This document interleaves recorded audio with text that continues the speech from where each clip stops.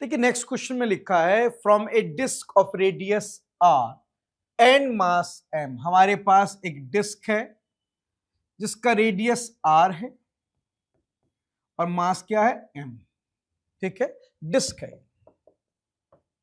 From a disc of radius R and mass M is circular hole of diameter R whose rim passes through the center is cut। अब मैं यहां पर एक whole बनाना चाहता हूं। मैं एक ऐसा होल बनाना चाहता हूं इस डिस्क में जिसका डायमीटर आर हो और उसका रिम यानी कि उसकी बाउंड्री इस डिस्क के सेंटर से पास करे। ये रहा सेंटर। मेरे पास एक डिस्क है जिसका मास एम और रेडियस आर है। मैं यहां पर एक होल बनाना चाहता हूं जिसका डायमीटर आर हो और उसका रिम सी से पास करे। अब होल कैसे बनेगा? सर इतना हिस्सा मुझे इसमें से निकालना पड़ेगा। अगर मैं बड़ी डिस्क में से ये छोटी डिस्क निकाल लूं, अगर मैं इतना हिस्सा बड़ी डिस्क में से बाहर ले जाऊं तो क्योंकि ये हिस्सा बाहर चला जाएगा तो ऑटोमेटिक यहां पे एक होल बनेगा। ये जो आप लेके बाहर जाएंगे, ध्यान रखना, बड़ी डिस्क का सेंटर इसके रिम पे लाई करेगा और छोटी डिस्क का सेंटर पता नहीं सी डैश। इसका डायमीटर आर है तो उसका रेडियस क्या होगा? R by 2। छोटी डिस्क जो आप रिमूव करेंगे तो आप बड़ी डिस्क में से ये छोटी वाली डिस्क निकाल लीजिए, अपने आप यहां पर क्या पैदा हो जाएगा? एक होल। जो आपने छोटी डिस्क निकाली उसका रेडियस हाफ है और मास कितना होगा? देखिए मास होता है डेंसिटी इंटू वॉल्यूम। पहले बड़ी डिस्क का मास निकालते हैं। बड़ी डिस्क का मास होगा डेंसिटी इंटू वॉल्यूम और डिस्क का वॉल्यूम होता है pi R square T. Area into thickness, disc का वॉल्यूम होता है एरिया इंटू थिकनेस। तो डेंसिटी को डिस्क के वॉल्यूम से मल्टीप्लाई करें, मास आ जाएगा। बड़ी डिस्क का मास। अब छोटी डिस्क का मास निकालते हैं। डेंसिटी इंटू वॉल्यूम और इसका वॉल्यूम भी ऐसे निकलेगा एरिया इंटू थिकनेस से ऐसे। लेकिन इसका रेडियस आर की जगह आर बाई 2 है जो आपने निकाली है, तो नीचे 2 का स्क्वायर 4 प्रोवाइड करेगा आपको। तो यह आएगा rho pi R square T by 4 और ऊपर वाला जो टर्म है rho pi R square T, ये कैपिटल एम है तो small M capital M by 4 के बराबर हो गया। यानी कि बड़ी डिस्क में से जो छोटी डिस्क निकलेगी उसका मास क्या होगा? एम बाई 4 होगा। तो मेरे पास एक बड़ी डिस्क है, मैं उसके अंदर एक होल बनाना चाहता हूं। उसका एक ही तरीका है, जिस जगह होल बनाना वो पोर्शन आप निकाल के बाहर ले जाएं तो वहां पर एक कैविटी क्रिएट हो जाएगी। आगे, what is the moment of inertia of remaining part of disc about perpendicular axis passing through the centre. कहता है जब होल बन जाएगा तो जो रिमेनिंग पार्ट होगा उसका मोमेंट ऑफ इनर्शिया कितना होगा उस एक्सिस के अबाउट जो सेंटर से पास करेगी सी से अब प्लेन के परपेंडिकुलर। देखिए रिमेनिंग पार्ट का मोमेंट ऑफ इनर्शिया निकालने का एक ही तरीका है। पहले आप इस बड़ी डिस्क का मोमेंट ऑफ इनर्शिया निकाल लें आई सी, फिर आप छोटी डिस्क का मोमेंट ऑफ इनर्शिया निकाल लें आई सी डैश डैश का मतलब छोटी डिस्क का, फिर बड़े डिस्क के मोमेंट ऑफ इनर्शिया में से छोटी डिस्क का मोमेंट ऑफ इनर्शिया माइनस करेंगे तो रिमेनिंग पार्ट का मोमेंट ऑफ इनर्शिया आ जाएगा। ठीक, तो हम पहले इस बड़ी डिस्क का सेंटर के अबाउट मोमेंट ऑफ इनर्शिया निकालते हैं जिसका हमारे पास डायरेक्ट फॉर्मूला है एम आर स्क्वायर बाई 2। जब एक्सिस डिस्क के सेंटर ऑफ मास से पास होती है और प्लेन के परपेंडिकुलर, उसका डायरेक्ट फॉर्मूला होता है एम आर स्क्वायर बाई 2। अब इसका निकालते हैं। अब इसमें प्रॉब्लम क्या है? आपको मोमेंट ऑफ इनर्शिया चाहिए सी के अबाउट और सी उसके सरकमफ्रेंस पे, सेंटर ऑफ मास पे नहीं है। हमारे पास जो फॉर्मूला होता है वो सेंटर ऑफ मास के अबाउट होता है। तो कोई नहीं, कन्वर्ट करेंगे। कैसे? देखो मैं आपको बताता हूं। मान लीजिए मेरे पास एक डिस्क है जिसका mass small M, radius small R है। इसका सीएम यहां पर है और मुझे मोमेंट ऑफ इनर्शिया चाहिए सरकमफ्रेंस के अबाउट। ठीक है, तो बेटे आईसीएम जेड ये हमारे पास फॉर्मूला अवेलेबल होता है जब एक्सिस सेंटर ऑफ मास से पास हो प्लेन के परपेंडिकुलर, उसका डायरेक्ट फॉर्मूला होता है एम आर स्क्वायर बाई 2। और हमें निकालना रिम के अबाउट है। तो बेटे यहां से यहां तक आप पैरेलल एक्सिस थ्योरम लगा सकते हो। Moment of inertia about C on rim बराबर होगा ICM plus MD square. ICM disk का होता है MR square by 2 plus MD, आपने पैरेलल एक्सिस थ्योरम सीएम से सी तक लगाई जिसका डिस्टेंस आर है, तो कितना आ गया 3/2 एमआर स्क्वायर। ये डिस्क का मोमेंट ऑफ इनर्शिया आ गया about A point on circumference, इतना होता है। अब ये वाला फॉर्मूला मैं यहां लगा देता हूं अपने इस केस में। यहां भी तो मुझे इस डिस्क का मोमेंट ऑफ इनर्शिया सरकमफ्रेंस के अबाउट चाहिए ना, मिल जाएगा। कितना फॉर्मूला आया था 3/2 एमआर स्क्वायर, उसमें एम क्या था डिस्क का मास, इसका मास m/4 है। उसमें स्मॉल आर क्या था डिस्क का रेडियस, इसका रेडियस r/2 है। तो बताओ इस छोटी डिस्क का मोमेंट ऑफ इनर्शिया सरकमफ्रेंस के अबाउट कितना आ गया 3mr²/32। तो बड़ी डिस्क का मोमेंट ऑफ इनर्शिया इसके सेंटर के अबाउट इतना है, और जो छोटी डिस्क निकाली है उसका सी के अबाउट इतना है। तो अब मैं अगर बड़े डिस्क में से छोटे डिस्क का आई माइनस करूंगा तो जो रिमेनिंग डिस्क बचेगी उसका मोमेंट ऑफ इनर्शिया आ जाएगा। अब मैं माइनस कर देता हूं इसमें से इसको, तो आप चेक कर लीजिए कितना आंसर आएगा। यह आएगा आपका IC minus I' mr²/2 minus 3mr²/32 ऐसे। अब एक काम कीजिए ऊपर नीचे यहां पे 16 से मल्टीप्लाई कर दीजिए तो ये 32 हो जाएगा। अब बेस कॉमन हो गए तो न्यूमरेटर डायरेक्ट माइनस हो जाएंगे, यह आएगा 13mr²/32। तो होल बनने के बाद जो रिमेनिंग डिस्क बचेगी उसका सेंटर सी के अबाउट मोमेंट ऑफ इनर्शिया आएगा 13mr²/32 and that is the option B. Check कर लीजिए। नेक्स्ट क्वेश्चन में हमसे कहा गया for the adjoining diagram a triangular lamina, lamina बोलते हैं थिन शीट को, तो बेसिकली ये थिन शीट है, ये ट्रायंगुलर लेमिना है, थिन पतली शीट है ऐसे ऐसे, ठीक है। The correct relation between I1 I2 I3 कहता है ये मेरे पास एक ट्रायंगुलर लेमिना है, इसमें I1 मोमेंट ऑफ इनर्शिया है इस लेमिना का इस एक्सिस के about, I2 moment of inertia है इस लेमिना का इस एक्सिस के अबाउट, और I3 इस एक्सिस के अबाउट। एक ही लेमिना का तीन अलग अलग एक्सिस के अबाउट मोमेंट ऑफ इनर्शिया निकाला गया है। इस एक्सिस के about moment of inertia I1 है, ठीक है, और इस एक्सिस के अबाउट I2 है, इस एक्सिस के अबाउट I3। क्या चाहिए? कुछ नहीं, बस रिलेशन चाहिए। कौन सा रिलेशन? करेक्ट रिलेशन चाहिए।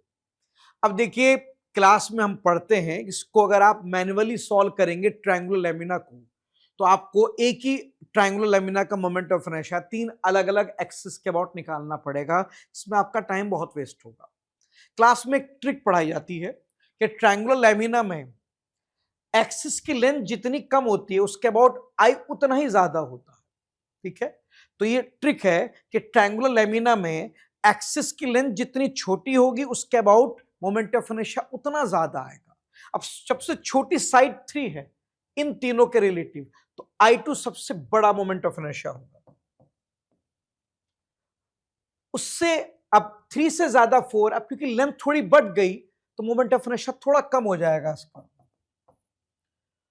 इसकी लेंथ सबसे ज्यादा है, इसका मोमेंट ऑफ इनर्शिया सबसे कम होगा। इस ट्रिक से आपको ये आंसर मिल गए, सबसे ज्यादा मोमेंट ऑफ इनर्शिया I2, फिर I1 और फिर I3। अब यहां से देखें तो पहला ऑप्शन है I1 मोर देन I2, नहीं sir I2 more than I1 है, ये तो गलत हो गया option. I2 more than I1 ये सही हो गया। I3 मोर देन I1 नहीं, I3 I1 से कम है, ये गलत हो गया। I3 I2 से ज्यादा नहीं, I3 सबसे कम है, ये भी गलत हो गया। सिर्फ ऑप्शन बी क्या माना जाएगा? करेक्ट ऑप्शन माना जाएगा। चेक कर। नेक्स्ट क्वेश्चन भी मोमेंट ऑफ इनर्शिया का ही है। A light rod of length L has two masses M1 and M2 attach to its two end. यहां पे L दिखाई नहीं दे रहा आपको, L है, ए लाइट रॉड का मतलब मासलेस रॉड है।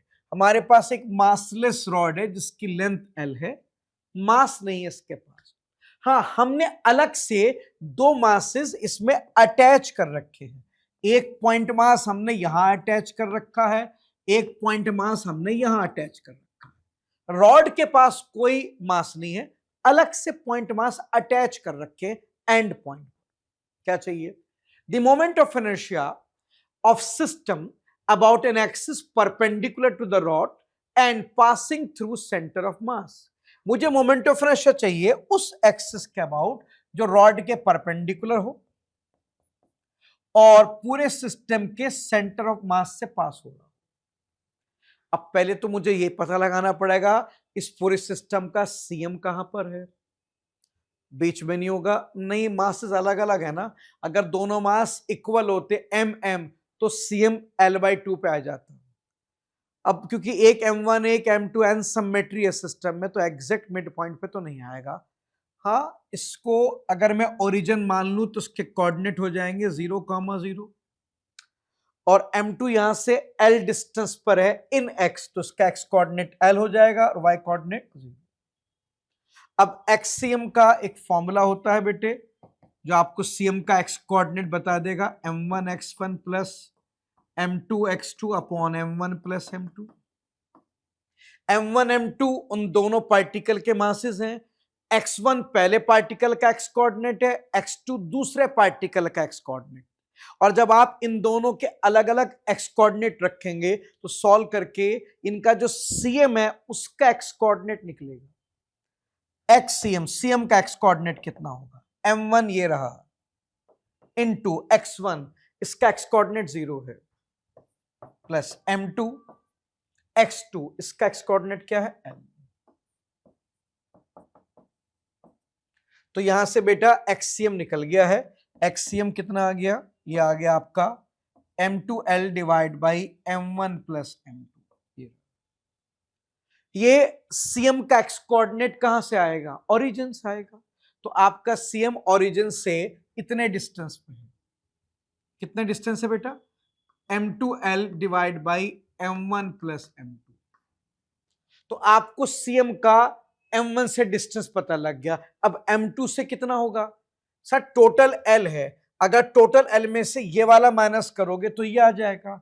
इधर से जो डिस्टेंस आएगा वो टोटल माइनस दिस डिस्टेंस। अब आप माइनस करके देख लो तो बेटा ये आएगा M1L divide by M1 plus M2। तो फिलहाल मैंने दोनों पार्टिकल का CM लोकेट किया है। दोनों पार्टिकल का CM मिड पॉइंट पे नहीं होगा क्योंकि मासेस अनइक्वल है, आपको सॉल्व करके निकालना पड़ेगा। कुछ लोग कहते हैं सर आपने XCM निकाला, YCM क्यों नहीं निकाला? सर आपका सिस्टम पूरा X में, Y निकाल के क्या करेंगे? निकाल लीजिए, कोई यूज नहीं है, ठीक है। वैसे 0 आएगा, Y1 0 है, Y2 भी 0 है। जब सब सारे कोऑर्डिनेट Y कोऑर्डिनेट 0 है तो CM का Y कोऑर्डिनेट भी क्या आएगा? 0। अब इस एक्सिस के अबाउट मोमेंट ऑफ इनर्शिया चाहिए किसका? सिस्टम का। सिस्टम कौन है? ये दो पार्टिकल। रॉड तो मासलेस है, उसका तो होगा नहीं। तो अब रॉड मासलेस है तो खाली पार्टिकल का तो निकालना है। तो आपको पता है पार्टिकल का मोमेंट ऑफ इनर्शिया क्या होता है? मास इनटू डिस्टेंस का स्क्वायर। तो बताओ, पहले पार्टिकल का मास M1 और उसका CM से डिस्टेंस कितना है?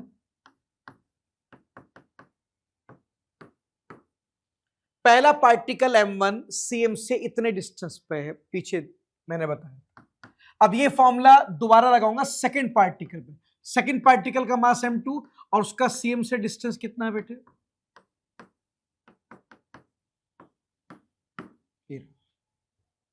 अब इसको बस सॉल्व करना है।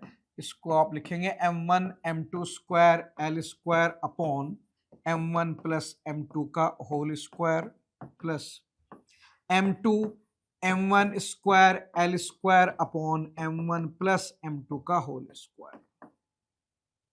अब जो कॉमन ले सकते हैं कॉमन ले जाइए, ऊपर से M1 M2 L square common ले सकते हैं, नीचे से M1 प्लस M2 का होल स्क्वायर कॉमन ले सकते हैं। M1 M2 कॉमन ले गए, L स्क्वायर कॉमन ले गए, डिनोमिनेटर कॉमन बचा क्या? M2 बचा बस। और यहां खाली क्या बच गया, m1। अब ये m1 प्लस m2 इसका स्क्वायर कैंसिल कर देगा, तो हमारा आंसर आ जाएगा m1 m2 l square upon m1 plus m2। तो ये मोमेंट ऑफ इनर्शिया आ गया पूरे सिस्टम का about an axis passing through seam. आप देखो मैंने इस फॉर्मूले में जो डिस्टेंस रखा है वो सेंटर ऑफ मास से रखा। मैंने m1 का भी डिस्टेंस सीएम से देखा है और m2 का डिस्टेंस भी सीएम से, क्योंकि मेरी एक्सिस ऑफ किसके पास होती है, मेरी एक्सिस सीएम से पास हो रही है। तो मैंने m1 का डिस्टेंस भी सीएम से देखा ताकि इसका मोमेंट ऑफ इनर्शिया इस एक्सिस के अबाउट आ जाए, और m2 का डिस्टेंस भी मैंने सीएम से देखा है। तो मैंने पूरे सिस्टम का मोमेंट ऑफ इनर्शिया उस एक्सिस के अबाउट निकाला है। आंसर कौन सा आएगा बेटे, ऑप्शन सी आएगा, चेक कर लीजिए। नेक्स्ट क्वेश्चन में है point masses m1 and m2 are placed on opposite end of rigid rod of length l and negligible mass। हमारे पास दो पॉइंट मासेस हैं, एक m1 एक m2। ये कहां रखे हैं, ये एक लाइट रिजिड रॉड के ऊपर रखे हैं। ये एक लाइट रिजिड रॉड है, रिजिड है लेकिन लाइट है, मास नहीं है, मासलेस रॉड है। रॉड के पास अपना कोई मास नहीं, ठीक है। The rod is set to be rotating about an axis perpendicular to इट, और इस पूरे सिस्टम को मैंने रोटेट करा दिया इस एक्सिस के about. The position P on this rod through which axis should pass, कहता है वो पोजीशन P बताओ जिससे मेरी एक्सिस पास होनी चाहिए, so that work required to set rotating with angular velocity omega is minimum.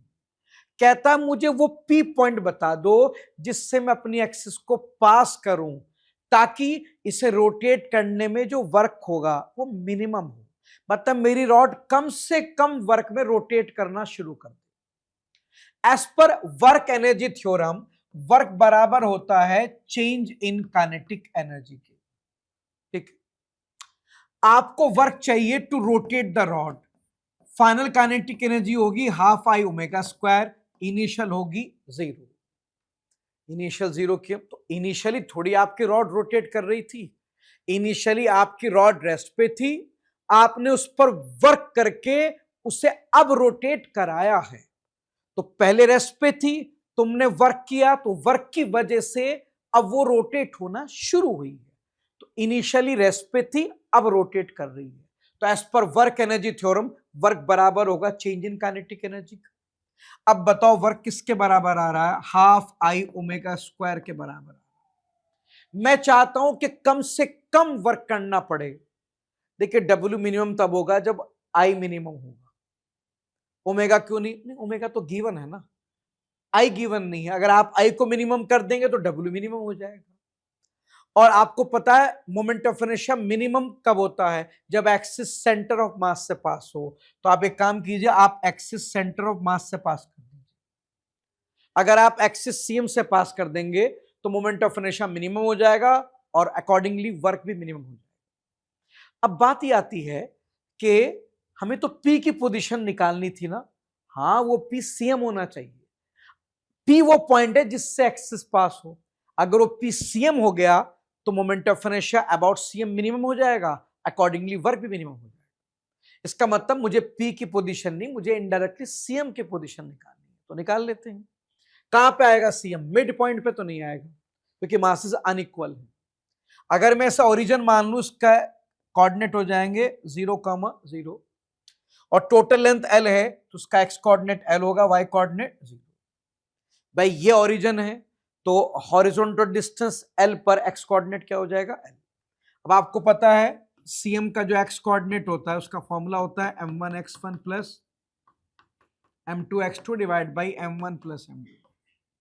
CM का x कोऑर्डिनेट निकालना है, m1 इंटू x1 क्या है 0, m2 इंटू उसका x2 कितना है L upon m1 plus m2। Answer आ गया है।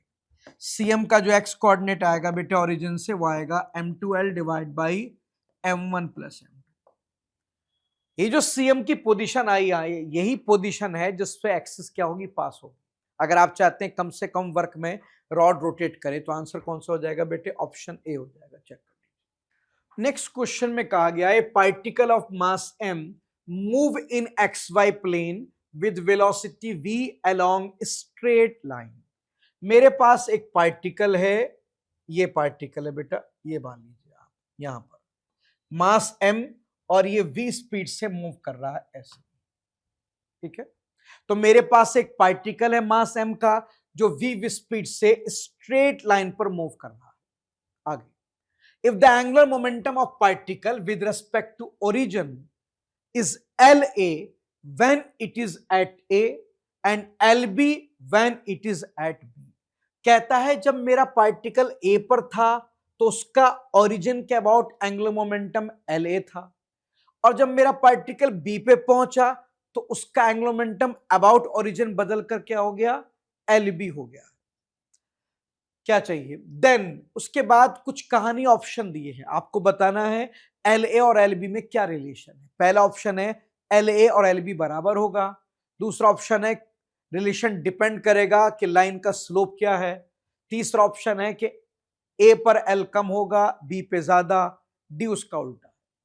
तो बेटे क्वेश्चन समझ लेते हैं। मेरे पास एक पार्टिकल है जो स्ट्रेट लाइन में मूव कर रहा है विद वेलोसिटी v। मुझे इसका एंगुलर मोमेंटम निकालना है, एक बार तब जब पार्टिकल A पर है और एक बार तब जब पार्टिकल B पर है। देखिए एंगुलर मोमेंटम अबाउट O को मैं लिख सकता हूं mv r परपेंडिकुलर, ऐसे लिख सकता हूं। पार्टिकल का मास m, speed v, r perpendicular. देखिए ओरिजिन से अगर मैं इस लाइन का परपेंडिकुलर डिस्टेंस निकालूं तो ये आएगा। अब ये जो परपेंडिकुलर डिस्टेंस है, ये डिस्टेंस इस बात पे डिपेंड नहीं करेगा कि आपके पार्टिकल A पर है या B पर। आपका पार्टिकल यहां हो तब भी ओरिजिन से लाइन का परपेंडिकुलर डिस्टेंस ही रहेगा, आपका पार्टिकल A से बढ़कर B पे आ जाए तब भी ओरिजिन से लाइन का परपेंडिकुलर डिस्टेंस ही रहेगा। तो फिर कोई फर्क ही नहीं पड़ता, दोनों ही केस में r परपेंडिकुलर क्या आएगा, सेम आएगा। भाई जब पार्टिकल चलेगा तो मास थ्रू आउट सेम रहेगा, A हो या B मास तो m ही रहेगा। स्पीड थ्रू आउट सेम है, इसमें लिखा है ना वेलोसिटी v, वो तो सेम है, बदल तो रही नहीं। तो पार्टिकल जब स्ट्रेट लाइन में चल रहा है थ्रू आउट उसका मास सेम है, जो मास A पे होगा वही B पे। वेलोसिटी v है, थ्रू आउट सेम, जो A पर है B पर है। रही बात r परपेंडिकुलर की, तो ओरिजिन से लाइन का परपेंडिकुलर डिस्टेंस इस बात पे डिपेंड नहीं करेगा कि आपका पार्टिकल A पर है B पर है। तो बेटे पार्टिकल A हो या B पे हो सारी चीजें सेम है, तो एंगुलर मोमेंटम दोनों का बिल्कुल क्या आएगा, सेम आएगा। जितना एंगुलर मोमेंटम A पर होगा उतना ही B पर होगा। आपका पार्टिकल A पर हो या B पर हो L की वैल्यू सेम आएगी। In fact through out the straight line L constant रहेगा, क्योंकि फॉर्मूले में जितनी चीजें हैं थ्रू आउट सेम है। मास थ्रू आउट कांस्टेंट रहेगा, वेलोसिटी गिवन है थ्रू आउट सेम रहेगी, और परपेंडिकुलर डिस्टेंस ओरिजिन का इस लाइन से परपेंडिकुलर डिस्टेंस यही रहेगा। पूरी लाइन एक ही तो लाइन है बेटा, ओरिजिन से लाइन तक का एक ही परपेंडिकुलर डिस्टेंस होता है, ठीक है। आप चेक कर लो, कोई और डिस्टेंस परपेंडिकुलर नहीं आएगा, ये 90 नहीं है, ये डिस्टेंस 90 नहीं है। ओरिजिन से लाइन तक का परपेंडिकुलर डिस्टेंस एक ही है, वो ये है, ये हमेशा यही रहेगा। तो आपका पार्टिकल स्ट्रेट लाइन में कहीं भी चला जाए, through out the movement along straight line origin का लाइन से परपेंडिकुलर सेम रहेगा, मास थ्रू आउट सेम रहेगा। पार्टिकल के चलते हुए उसका मास तो बदल नहीं रहा, वेलोसिटी गिवन है v है, वो v रहेगी हमेशा। इसलिए बेटे फॉर्मूले में तीनों चीजें थ्रू आउट सेम है। तो आपका पार्टिकल जब चलेगा इस लाइन पे, तो ये पार्टिकल स्ट्रेट लाइन पे कहीं भी चला जाए हर समय इसका एंगुलर मोमेंटम कांस्टेंट रहेगा, जितना A पे होगा उतना ही B पे होगा।